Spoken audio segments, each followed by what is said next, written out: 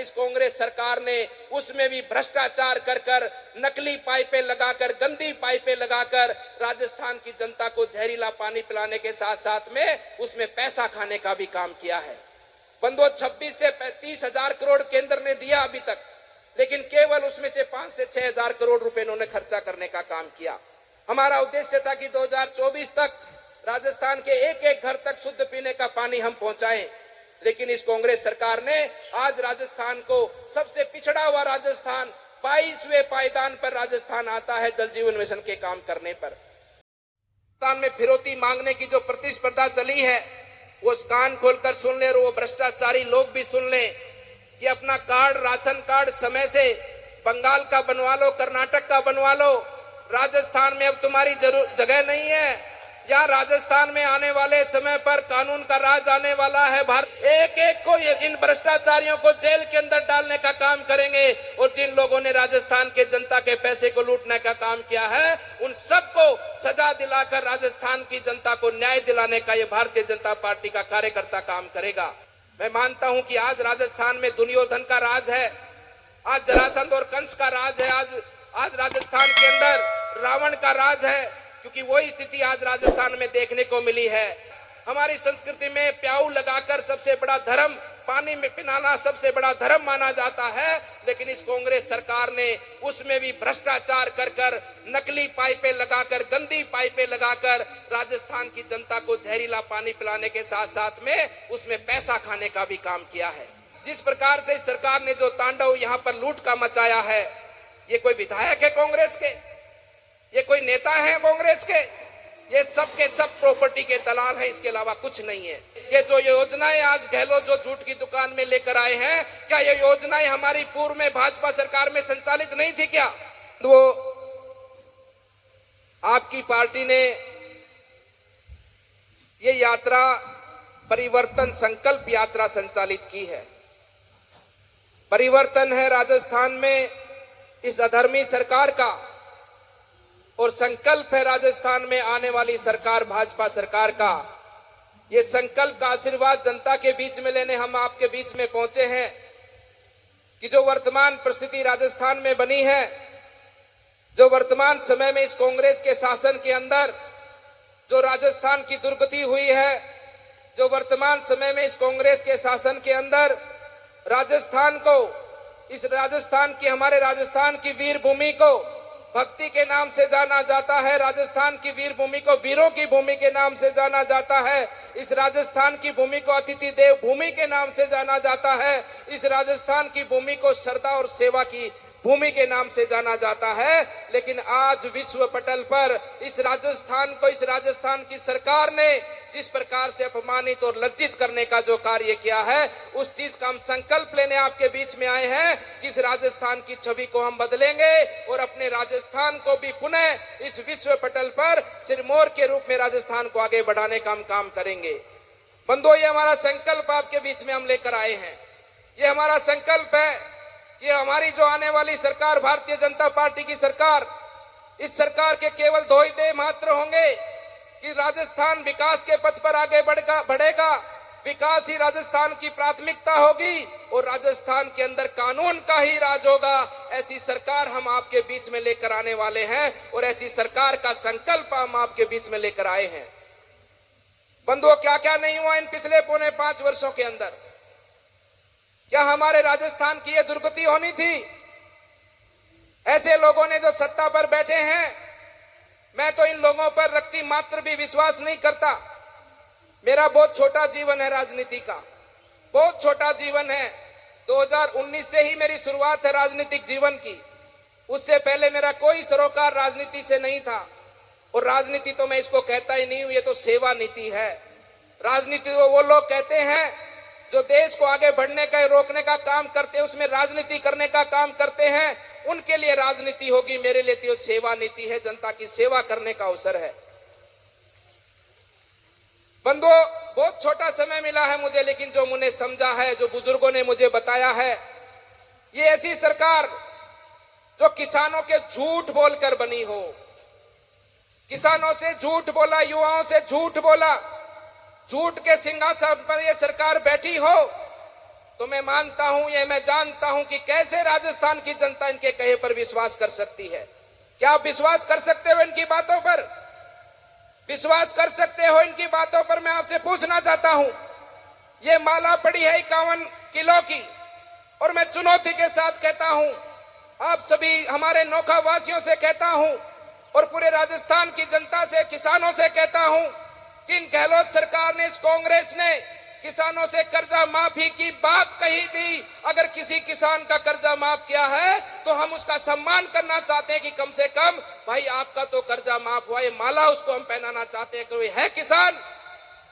कोई है यहां पर? तो बंधुओं, ये झूठ की दुकान है, ये ऐसी झूठी सरकार।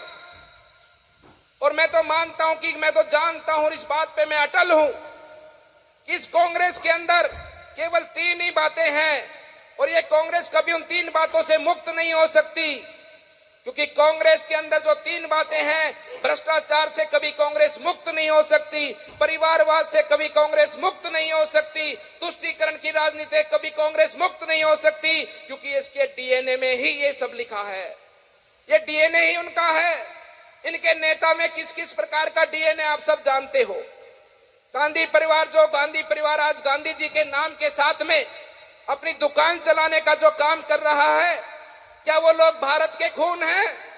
क्या वो भारत के वंशज हैं? किसी भी प्रकार से नहीं।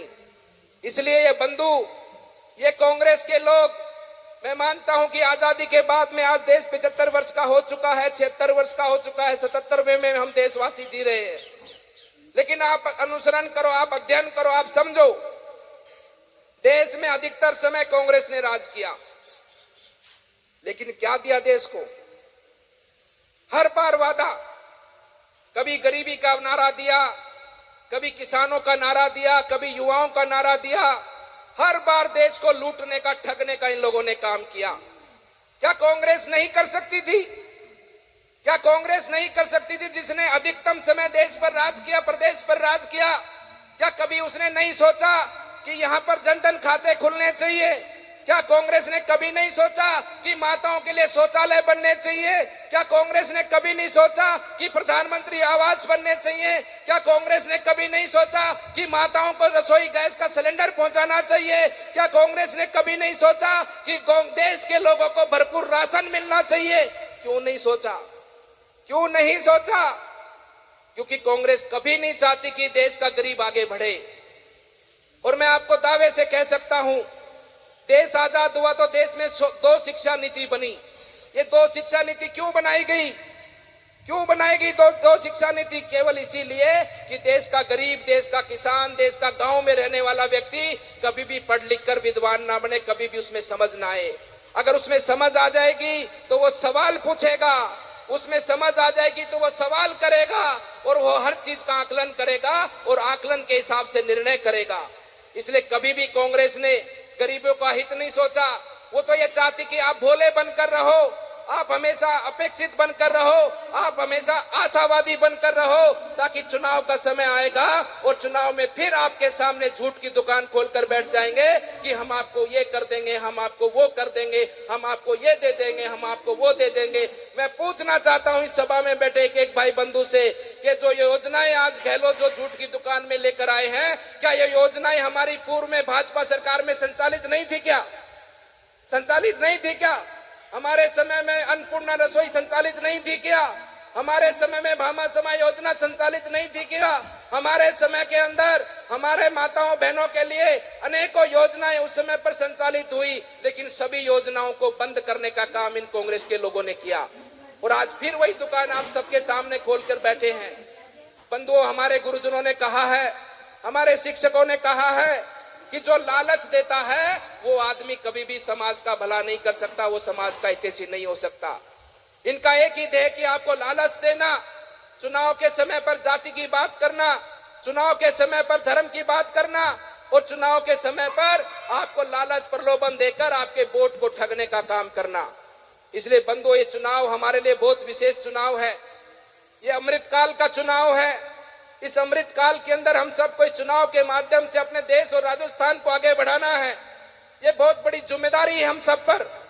ये केवल हमारी जिम्मेदारी नहीं, सबसे बड़ी जिम्मेदारी है तो जनता की जिम्मेदारी है। इसलिए मैं आपसे निवेदन करना चाहता हूं कि आपका निर्णय सही करना, आपका निर्णय ऐसा होना चाहिए आने वाली पीढ़ी आपके निर्णय के माध्यम से ये कहे कि राजस्थान की जनता ने भाजपा की सरकार चुनी और आज देश के साथ में हमारा प्रदेश भी एक विकसित राजस्थान के रूप में अपनी मान सम्मान को आगे बढ़ाए।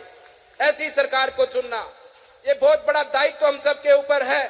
ये ऐसी सरकार, अधर्मी सरकार, जिस प्रकार से इस सरकार ने जो तांडव यहाँ पर लूट का मचाया है, ये कोई विधायक है कांग्रेस के, ये कोई नेता है कांग्रेस के, ये सब के सब प्रॉपर्टी के दलाल हैं, इसके अलावा कुछ नहीं है।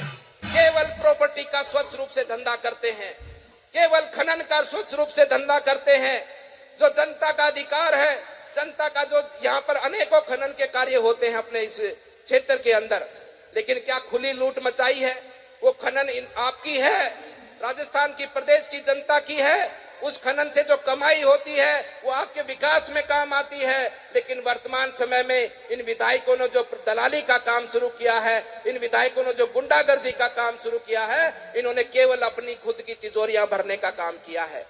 जनता का कभी इन्होंने कुछ सोचा नहीं और नहीं ये सोचेंगे। इसलिए बंधुओं, इस परिवर्तन यात्रा को, इस संकल्प के भाव को हम आपके बीच में रखना चाहते हैं कि हम अपने राजस्थान के अंदर धर्म की स्थापना करेंगे और राजस्थान को पुनः अपने देश के विकास के साथ में आगे बढ़ाने का हम सब लोग मिलकर काम करेंगे। बंधुओं, जल जीवन मिशन योजना के बारे में आप सब जानते हैं, क्योंकि मोदी जी ने गैस दिया, मोदी जी ने किसानों को सम्मान निधि दी, शौचालय बनाए, प्रधानमंत्री आवास बनाए और अब घरों में पानी पिलाने का काम। आप तो समझते हैं कि अपने राजस्थान में पानी कितनी बड़ी समस्या है। आपको तो नहीं पता, लेकिन माताओं को पूछो, सर्दी हो, गर्मी हो, बीमार हो, बारिश हो, कैसा भी कई मौसम क्यों ना हो, लेकिन घर के सदस्यों के लिए मटका सिर पर रखकर, चाहे 40 किलो का, चाहे 50 किलो का हो, लेकिन मटका सिर पर रखकर घर के सदस्यों को पानी से प्यास बुझाने का उनका नैतिक दायित्व है। मोदी जी ने संकल्प लिया कि घर घर तक पानी पहुंचाएंगे, हर घर को पानी पिलाएंगे, किसी भी माता बहन को घर से बाहर पानी लेने के लिए नहीं जाना पड़े, पानी उसके घर में आए। लेकिन देखो कितना बड़ा अधर्म इस राजस्थान सरकार ने किया है, कितना बड़ा अधर्म किया है। हमारी संस्कृति में प्याऊ लगाकर सबसे बड़ा धर्म, पानी में पिलाना सबसे बड़ा धर्म माना जाता है, लेकिन इस कांग्रेस सरकार ने उसमें भी भ्रष्टाचार कर कर, नकली पाइपें लगाकर, गंदी पाइपें लगाकर राजस्थान की जनता को जहरीला पानी पिलाने के साथ साथ में उसमें पैसा खाने का भी काम किया है। बंधुओं, 26 से 30 हजार करोड़ केंद्र ने दिया अभी तक, लेकिन केवल उसमें से 5 से 6 हजार करोड़ रुपए इन्होंने खर्चा करने का काम किया। हमारा उद्देश्य था कि 2024 तक राजस्थान के एक एक घर तक शुद्ध पीने का पानी हम पहुंचाएं, लेकिन इस कांग्रेस सरकार ने आज राजस्थान को, सबसे पिछड़ा हुआ राजस्थान, 22वें पायदान पर राजस्थान आता है जल जीवन मिशन के काम करने पर। बंधु, ये स्थिति आपके सम्मुख है, इस स्थिति को हमको बदलना है, राजस्थान को हम सबको मिलकर आगे बढ़ाना है और इस अधर्मी सरकार को दफन करना है, इसको जमीन के अंदर गाड़ना है कि राजस्थान के अंदर अब तुम्हारी कोई जगह नहीं है। ऐसी परिस्थिति मैं बोलना नहीं चाहता, लेकिन मुझे याद आता वो समय आज से 5000 वर्ष पूर्व का, जब अधर्म का तांडव होता है, अधर्मी लोगों का राज होता है, तो उस समय पर राक्षस प्रवृत्ति के लोग हावी हो जाते हैं। वो समाज को प्रताड़ित करते हैं, बहन बेटियों की इज्जत को लूटते हैं, गुंडागर्दी सरेआम देखने को मिलती है और वो स्थिति आज राजस्थान में है। मैं मानता हूं कि आज राजस्थान में दुर्योधन का राज है, आज जरासंध और कंस का राज है, आज राजस्थान के अंदर रावण का राज है, क्योंकि वही स्थिति आज राजस्थान में देखने को मिली है। एक समय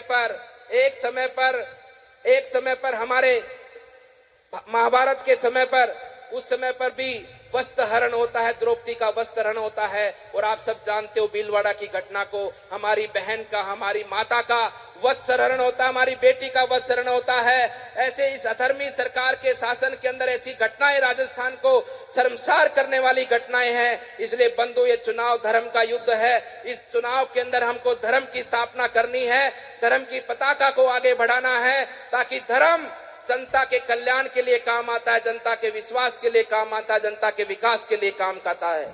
बंधु, इस मंच के माध्यम से ये भी मैं आप सबको बीच में बता देना चाहता हूं हमारी पार्टी की, आपकी पार्टी की सरकार बनेगी। और मेरे बातों को कान खोलकर सुन लें वो लोग जो आज राजस्थान में सरेआम फायरिंग करते हैं, सरेआम गुंडागर्दी करते हैं। आपस में ये गैंगस्टरों के अंदर आज राजस्थान में फिरौती मांगने की जो प्रतिस्पर्धा चली है, वो कान खोलकर सुन ले और वो भ्रष्टाचारी लोग भी सुन लें कि अपना कार्ड, राशन कार्ड समय से बंगाल का बनवा लो, कर्नाटक का बनवा लो। राजस्थान में अब तुम्हारी जगह नहीं है। या राजस्थान में आने वाले समय पर कानून का राज आने वाला है, भारतीय जनता पार्टी का राज आने वाला है और उस राज के अंदर तुम्हें राजस्थान में छुपने की जगह नहीं मिलेगी। एक एक को ढूंढ ढूंढ कर उसके किए की सजा देंगे। एक एक को इन भ्रष्टाचारियों को जेल के अंदर डालने का काम करेंगे और जिन लोगों ने राजस्थान के जनता के पैसे को लूटने का काम किया है, उन सबको सजा दिलाकर राजस्थान की जनता को न्याय दिलाने का ये भारतीय जनता पार्टी का कार्यकर्ता काम करेगा। बंधु, समय बहुत हो चुका है। मैं इतना ही निवेदन पुनः आपसे करना चाहता हूं, आप हमें अवसर दे सेवा करने का। हमारी भावना स्वच्छ भावना है, हमारा देह केवल आपकी सेवा करने का देह है। यही हमारा कर्म है, यही हमारी पूजा है, केवल और केवल आप सबकी सेवा करना। और निश्चित रूप से ये वादा हम आपसे करते हैं, निस्वार्थ रूप से आपकी सेवा कर कर आपको, आपके विश्वास को और आपके माध्यम से, इस राजस्थान की सरकार के माध्यम से जो हमारी आने वाले समय पर बनने वाली है, इस सरकार के माध्यम से आपको सुख का अनुभव हम करवाएंगे। आपके घर घर तक योजनाओं को पहुंचाकर आपके परिवार को और आपके बच्चे बच्चियों को आगे बढ़ाने का हम सब लोग मिलकर काम करेंगे। मैं अंत में इतना कहना चाहता हूं कि हमारे विधायक जी ने कहा था कि